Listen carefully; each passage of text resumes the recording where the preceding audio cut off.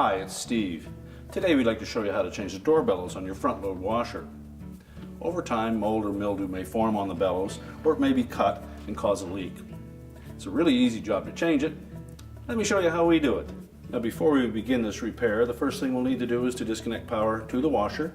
And we'll also want to pull it forward enough so that we can access the back to remove the top. Now to remove the top, there are 3 screws across the back. On this particular model, they're a number 20 Torx head screw. So remove all of those and then just pull the panel back about 1/2 inch. That will disengage the front of it from the console. Then you can lift it off and we'll set that aside. Next we'll pull open the detergent dispenser drawer and just push down on the little release tab over on the left side there so that we can pull it all the way out and set that aside. Now there's 1 screw on the far left here, and again it's a number 20 Torx. Just remove that. Now to remove that console, there are some clips on the top that just fit down into this nylon piece, as well as 1 little tab over on the far right hand side. So what we need to do is just lift up on the top edge of that control panel to disengage those clips. Reach inside and just carefully depress that tab. You can then open the door. There's a little slotted opening right in the center at the very back. You may be able to lift up on that console enough to disengage it. If not, just take a flat blade screwdriver, insert it into that opening to release the tab. Then we can lift the console away. And there should be enough harness there that we can just lay it on top of the washer. Now next we'll remove 3 screws that secure the door latch to the front panel. We'll set those aside. Now there are also 3 more screws across the very bottom that secure the lower access panel. Again, they're a number 20 Torx. And just support that panel as you remove the last screw. And let it drop down. We can remove that and set it aside. Now next we need to release the door bellows from the front panel. And there is a wire band that goes all the way around that to hold it in place. There's a spring on the very bottom.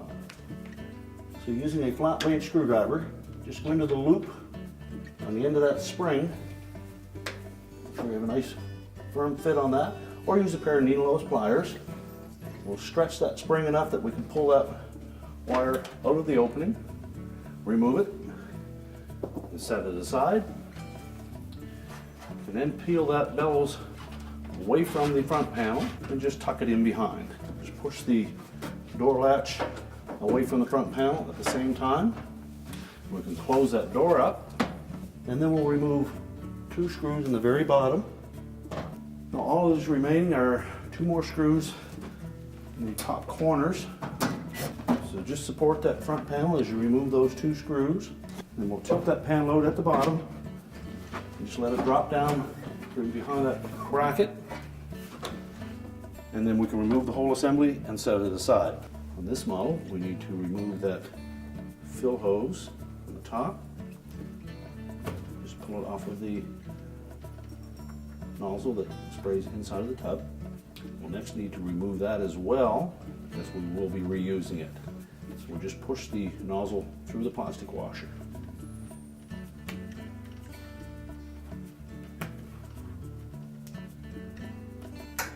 Also peel the bellows away from the soap injector tube. I'm going to lift that door latch assembly off of its holder and set that aside. And there is a band clamp that holds the bellows to the outer tub. Just need to loosen that.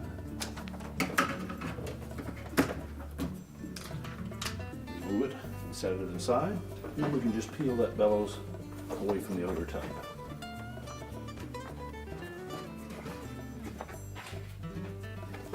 And then we can discard it. Now before we put the new bellows in place, we'll want to clean that lip around the edge of the outer tub so that we get a nice tight fit with the new one. And we've cleaned up the edge of the outer tub here. You probably noticed that this tub is damaged beyond repair, but we're going to put the bellows on to show you the procedure anyways. Now when installing it, we do need to make sure that this portion of that bellows sits outside of that lip on the outer tub.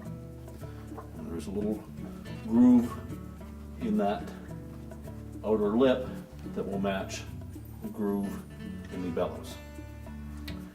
Also need to make sure that we line up this little indicator tab to the 12 o'clock position, which is right where there is a bolt that secures the counterweight.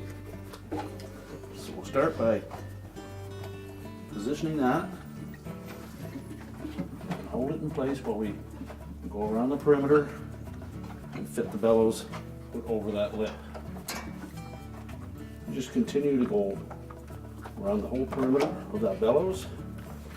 Now when it's properly fitted, that lip on the edge of the bellows should lay against the tub.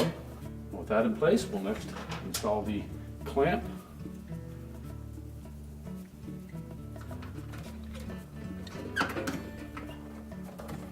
Again, we need to make sure that we have that clamp inside that outer rib and rotate it so that we can easily access the adjustment screw.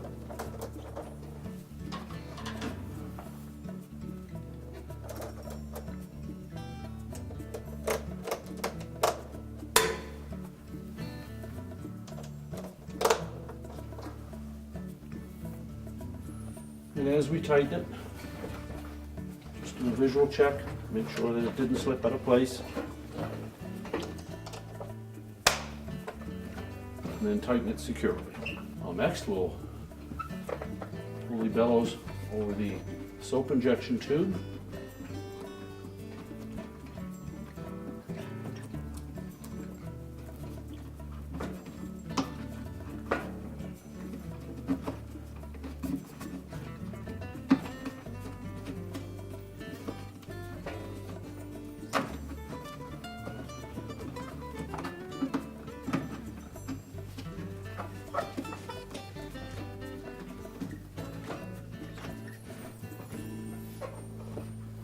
We need to make sure that we pull that up to those little ribs that indicated it is on fully.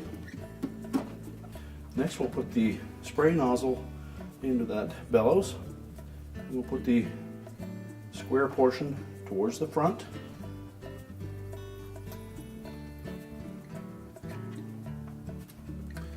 Push it in so that it's flush on the inside. Take that plastic lock washer and snap that down over those two little spines, and that will hold it in place. And we'll fit the rubber tube onto it, and then reposition our door latch assembly.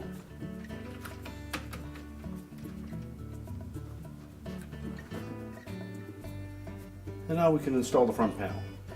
Now when we go to reinstall that front panel and door assembly, you'll note that there are a couple little projections down on the lower side of those two flanges, and those will fit into these little square holes. And that will help support that panel as we attach it. So we're going to tuck the two ears in on the top, fit those under that reinforcement panel, and as long as we hold that to the front of the washer, it won't drop down. Install the retaining screws and the two across the bottom.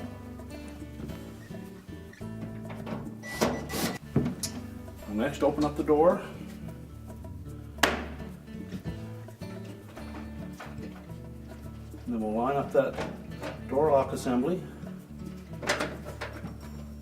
Sure both the door switch and the latch mechanism fit through the respective openings.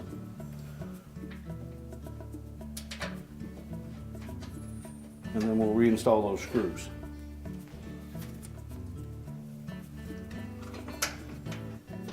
Then we'll pull the outer lip of that bellows out through the door opening.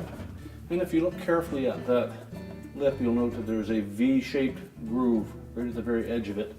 And that's what's going to fit down into the flange on the front panel.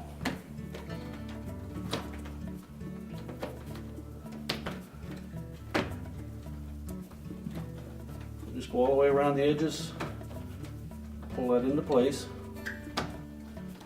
Now when it's properly seated, that outer edge should lay flat against the front panel. Now we're ready to reinstall that clamp. So we're going to position it so that the spring will be in the 6 o'clock position. Make sure the wire fits down into that groove.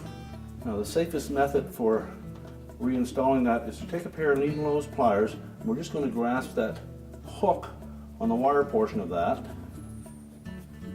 so that we're actually pulling the spring. Get the wire around as far as it will go, and we'll stretch that spring. Tuck the wire in the rest of the way, and it's secure. Next we'll put the lower access panel in place. Now if your washer is sitting on the floor, you may wish to tilt it back some to access those 3 screws because they're fairly close to the floor. So we'll center that panel and we'll tuck the lip in behind the front panel. Lift it up as far as it will go.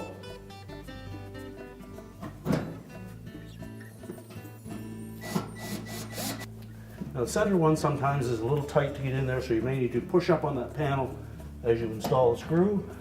And once we have that in place, we'll put the control panel back on. I'm going to position it so that this clip fits into that little rectangular opening on that support panel. And the plastic clip on the right hand side lines up with the slotted opening here.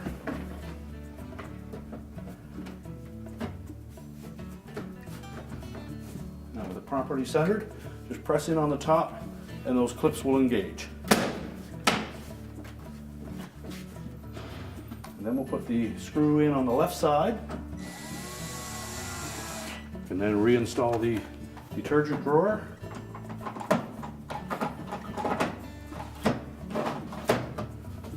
And then the main top. We'll center that top side to side and lay it down about a ½ inch gap between the front of that top panel and the back edge of the console until it lays flush with the top of the cabinet. Slide it forward to lock it in place and reinstall the 3 retaining screws. We're now ready to push the washer back into position, reconnect the power, and our repair is complete.